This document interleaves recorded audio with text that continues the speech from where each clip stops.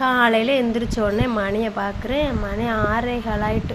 அச்சச்சோ விடிஞ்சு போச்சேடா அப்படின்னு சொல்லிட்டு ஓகே போய் மூஞ்ச கழுவிட்டு அடுத்து நடக்கிற வேலையை பார்ப்போம் அப்படின்னு வாசலை கூட்டி கோலம் போட்டேன்.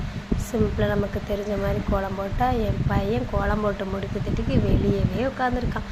எந்திரிச்சு உள்ளே வாடா வாடாங்கிறேன். போஸ் கொடுத்துக்கிட்டு உட்கார்றாரு, எந்திரிக்கிறாரு உட்கார்ற. அப்புறம் வீட்டில் வந்து அடுப்பு ஃபுல்லாக தொடச்சி க்ளீனாக எடுத்து வச்சுட்டு ஒலை வச்சு அரிசியை கழுவி போடுவோன்னு அரிசியையும் கழுவி போட்டாச்சு.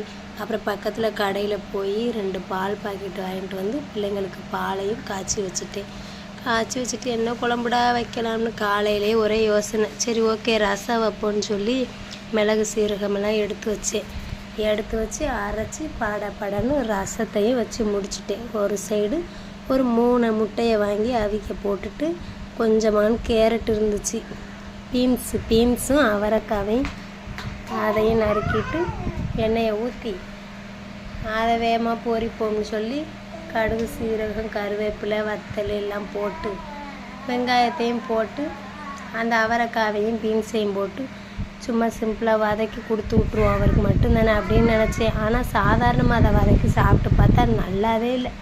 சரி என்ன செய்ய, ஒரு முட்டையை கடையில் வாங்கி அந்த முட்டையை உடச்சி விட்டு அதுக்கப்புறம் அவிச்ச முட்டை இருந்துச்சு அதை அப்படியே கொடுத்தா என் ஹஸ்பண்டு திங்கவே மாட்டார்.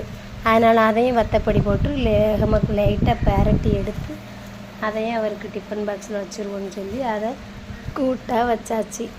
அப்புறம் கொஞ்சம் துணி இருந்துச்சு.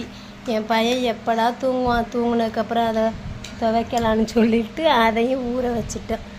அதை நல்லா தண்ணியை ஊற்றி நல்லா லிக்விடு போட்டு முக்கி வச்சுட்டு ஹஸ்பண்டுக்கு போய் லஞ்ச் பாக்ஸ் அடைப்போன்னு லஞ்ச் பாக்ஸ் அடைச்சிட்டு ஹஸ்பண்டு லேட்டாக இருந்துச்சுனால சாப்பிடவே இல்லை, அப்படியே வேலைக்கு கிளம்பி போயிட்டார். அப்புறம் பிள்ளைங்களெல்லாம் கூட்டிகிட்டு பால்வாடிக்கு போயிட்டேன். பாய் ஃப்ரெண்ட்ஸ், நாளைக்கு பார்க்க.